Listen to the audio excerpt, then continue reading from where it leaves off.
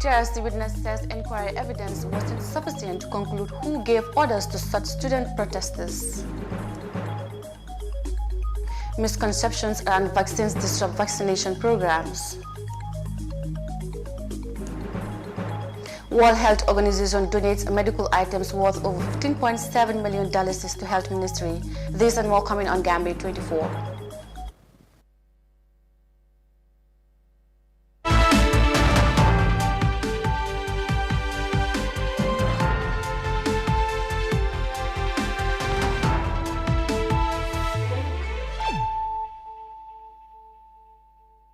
Good evening, you're watching Gambia 24 News with me, Mariama Cham, and thanks for joining us.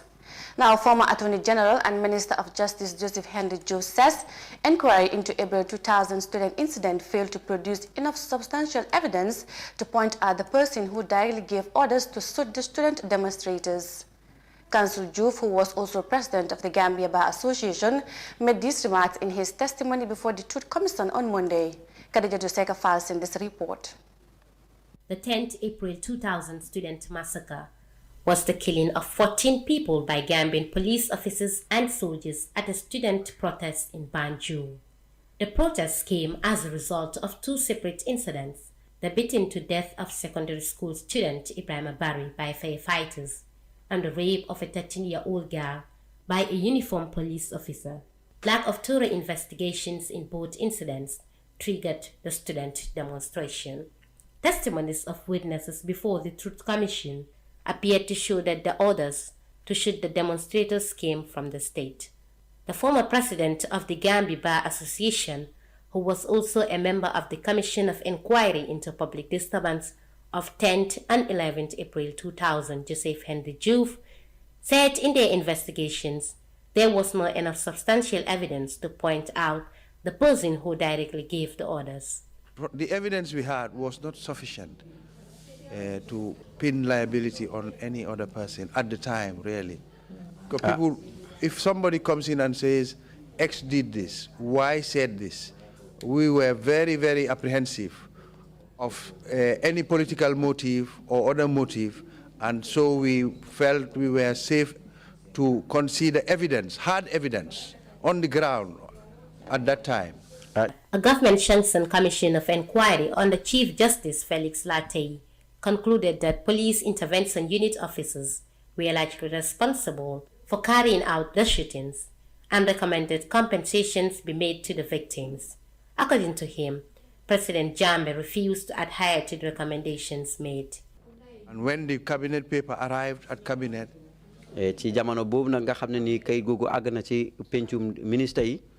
and I took it through, I read through it, and led cabinet on it, the overwhelming number of cabinet members just stood up and said, yes, we should do it. We should compensate them. But the president said no. In January 2001, the government announced that it disagreed with the commission's recommendations and that nobody would be prosecuted. To Joseph Henry Juve, the government failed to prosecute the perpetrators for security reasons. I believe they rely on national security reasons to say if they started doing that, it would not be good for the security forces. It would demoralize some of them and would create all kinds of disharmony. So because of that, they didn't want to charge any of them at all. Following the shooting, the government denied allegations that President Yahya Jammeh had given the order to shoot the students, saying Jammeh was in Cuba for a summit. The government instead issued a statement blaming the students and closed all schools for several days. In 1992, Joseph Henry Juve became vice president of the African Bar Association, and in 1998, he became president of the same organization. From 1998 to 2001, he also served as president of the Gambia Bar Association and later as Attorney General and Minister of Justice of the Gambia from 2001 until his resignation in 2003. Khadija Seka, iAfrica News. President Adama Barrow has on Monday left for Sierra Leone to attend the 60th independence anniversary of the West African state. President Barrow is in Freetown at the invitation of His Excellency Julius Maada Bio, President of the Republic of Sierra Leone. The two leaders are expected to further strengthen the already cordial ties between the two sisterly countries. Ghana's President Akufo-Addo, Nigeria's President Buhari, and Liberia's President Wei are also due to attend the landmark celebration. The Vision Development Foundation has recently donated 2,080 bags of sugar and 50 bags of rice to various communities in the Gambia. The gesture is meant to ease the burden on the poor families in various communities, especially during the month of Ramadan. Fatimata Kasim reports. As many families struggle to put food on the table, True Dabo's Vision Development Foundation has donated food package to the communities in the country. The goodwill gesture, according to the foundation PRO Sekou Fofana, is meant to reduce the burden and suffering of the needy and the most vulnerable in communities. Now, these sugars that we have seen, numbers in thousands, of course, is intended to at least reduce the burden or the suffering that is on the poor and the needy at the community level, more importantly at the grassroots. And the message from our Vision Development Foundation CEO is this: he wants this sugar to be given to you or through you to the poor and needy, because not every one of you or every one of those poor people will be able to come here and access. But we can give you, as the imams, you can take this sugar back to your mosque, go and distribute it to the poor and the needy. That is the message. And we trust you, imams, because we know you guys are very honest, you are committed, and definitely when this sugar reaches to the community, every poor will get its little out of the sugar. That is exactly the intention of our CEO in giving out this sugar. According to the Imam of Sunjo, Alhaji Omar Mbow, this is not the first time Turo Dabo has given back to the community. Mod Turo Dabo and his co-workers' good deeds is not a surprise to anyone in this country. Every year, he donates foodstuff to the poor and the needy. God has said that anyone who intends good for his fellow human, you will meet your good deeds waiting for you in the hereafter. In that regard, we have hope in your good work that God will accept it. The Prophet Muhammad ﷺ said, anyone who gives charity to the needy during Ramadan and the person uses it to break his fast, whatever reward that person gets will be equal to the reward of you, the giver. Alajinget, representative from the Gambia College, lauded the donation from the Vision Development, saying Turo Dabo has been supporting vulnerable groups in the society. Vision Development Foundation have been supporting the Gambia College over the years.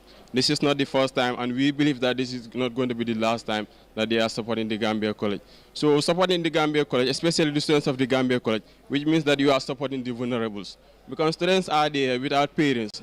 They stay in campus. They are full-time students that stay 100% in campus through their education career. So the moment you're supporting those students, which means that you are supporting the vulnerables, because they are there full-time students without parents, and they are not working as well. So the moment you are supporting the vulnerables. Since the creation of Vision Development Foundation some 20 years ago, the foundation has been giving charity to both the needy and the communities at large. For iAfrica News, I am Fatimata Kasim. The World Health Organization, in partnership with the Republic of South Korea, has donated medical equipment worth over $15.7 million to the Gambia's Ministry of Health to support the country's fragile health system in fighting the coronavirus. Speaking at the handing over of the consignment, the Minister of Health says the donation items will further strengthen the country's response to COVID-19. Daisy attended the handing over and she now reports. The donated items include intensive care ventilators, air compressors, and spare parts, amongst others. An additional item consisting of testing kits worth nearly $200 was also donated by the Republic of South Korea in partnership with WHO to the Health Ministry. The Gambia continues to receive medical items from WHO and its global partners since the deadly virus hit the country. The Minister of Health, Dr. Ahmad Lamin Samate, said, with the presence of these items, the country's response to COVID-19 is stronger than before. Certainly, the government of the Republic of the Gambia is giving it that seriousness. And together with our partners, we are giving it that seriousness in not relenting in our efforts to deal with COVID-19. So the COVID-19 response is as strong, is even stronger today than before. Day by day, it gets stronger in the sense that we learn more about the disease, in the sense that we are better equipped every day. We have received quite a number of life-saving equipment on the ground here in Kotu. Today, we still receive a set of life-saving materials, including ventilators and a comprehensive system that helps for these patients breathe and that helps these patients get in oxygen when they are in crisis. Dr. Samata said the ministry will use the experiences and the resources gathered from the COVID-19 response to strengthen the healthcare system. The health minister highlighted some of the plans put in place to widen Gambia's healthcare sector. In fact, the amount of equipment we got during this period is unprecedented. And we are on the march. We are renovating a whole lot of health facilities. We are also building new health facilities. We are also upgrading some minor health facilities to become major health facilities. And in addition, we are bringing in more experts, more specialists to be able to do various treatment modalities, carry out various treatment modalities in the country. But also for sustainability, we are training more and more people in the country. Currently, we just recruited 40 BSc candidates for nurse anesthesia and 40 BSc candidates for midwifery. The WHO country representative, Dr. Desta Tirune, expressed sincere gratitude to the Republic of Korea, as many refused to get tested to know their COVID-19 status. Dr. Desta advised people to be tested as many test kits are donated to the country. But the only proven way that will take us out from this pandemic is the usual tested public health strategies. We have to do the testing as soon as possible. All those symptomatic people have to be tested. Those who are positive should be isolated, and those who are contacts of the cases should also be quarantined. If we don't do that, the transmission will continue and will continue. The donation of these medical items is expected to go a long way in strengthening the joint response by the government of the Gambia and partners to fight against the pandemic. Since the start of the COVID-19 pandemic, the World Health Organization and partners continue to provide needed assistance to the government of the Gambia to fight the deadly virus. Currently, the Gambia has recorded 5,857 COVID-19 confirmed cases, 5,384 recoveries, with 173 deaths. Reporting for iAfrica News, I am DCC. That story by Ndesise will take us to a quick break, and we'll be right back with the rest of the news on Gambia 24. Stay with us. The pride we take in our brand, the work we put into constantly change the landscape and elevate real estate in the Gambia, it's compared to none. From inception, our goal was to add value to the beautiful Gambian landscape. That's why we are proud innovators of community estates. Kololi Sands is an exceptional piece of work, tailored for ultimate convenience and luxury, to bring you an element of finesse that is rare but unique in its own. This is also our pride and joy, and we welcome you to the exquisite beauty right here in Kololi and right here on the waterfront. Kololi Sands, feel the ocean breeze at your doorstep.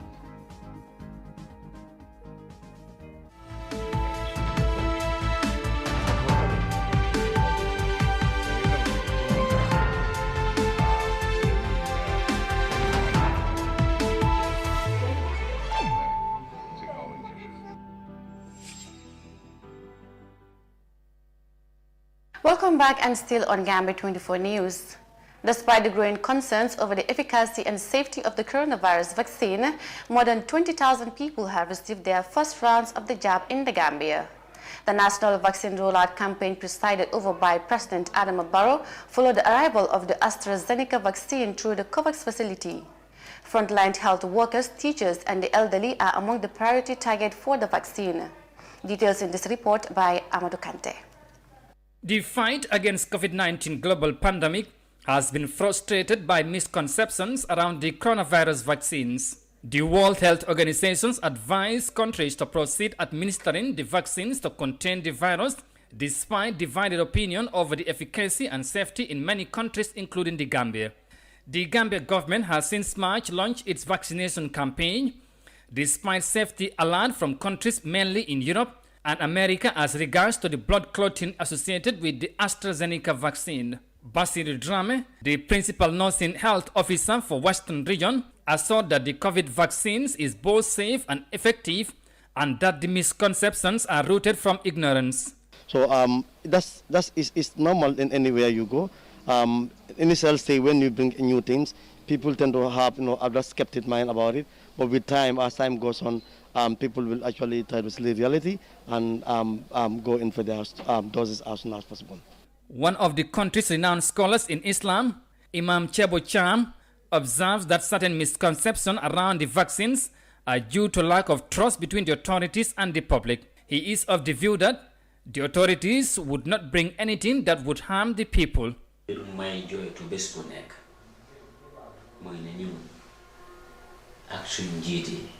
In my opinion, there is lack of trust between us and our leaders, and that shouldn't be the case.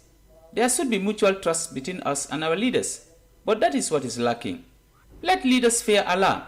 Let not bring anything that could harm us. As leaders, we expect them to be honest and do things that are beneficial for the public.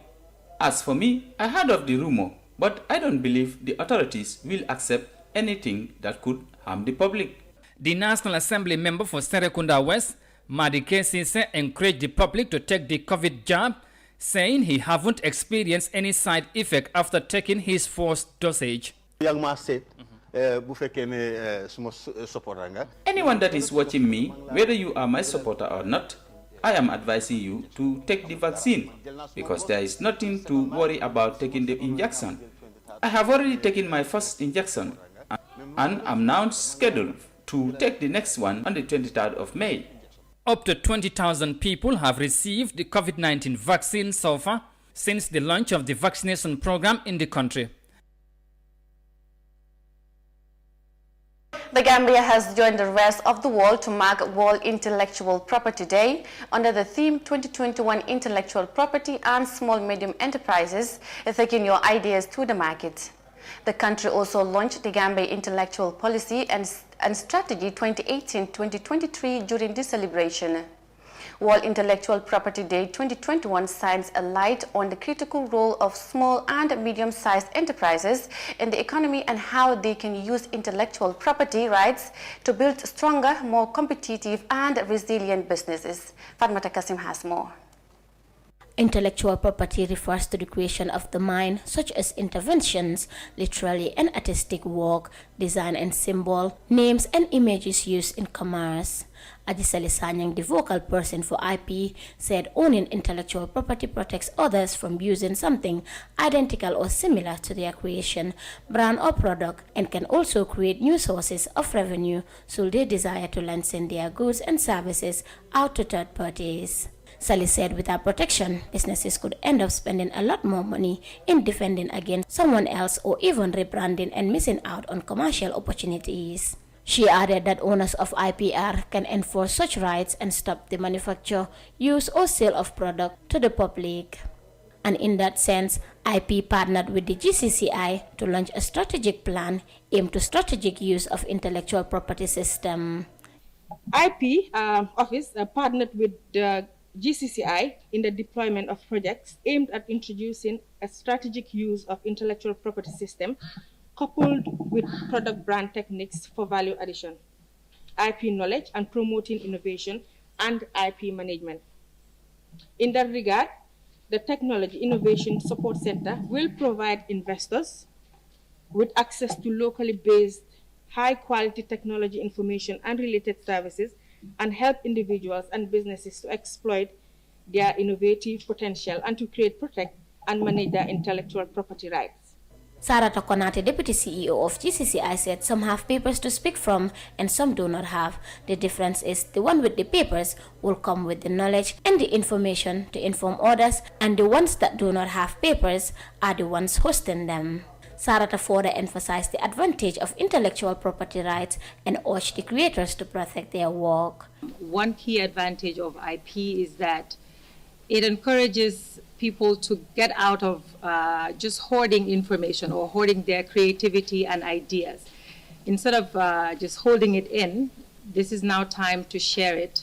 It gives you more assurance that if you now share your ideas, it can be protected and you can be rewarded eventually.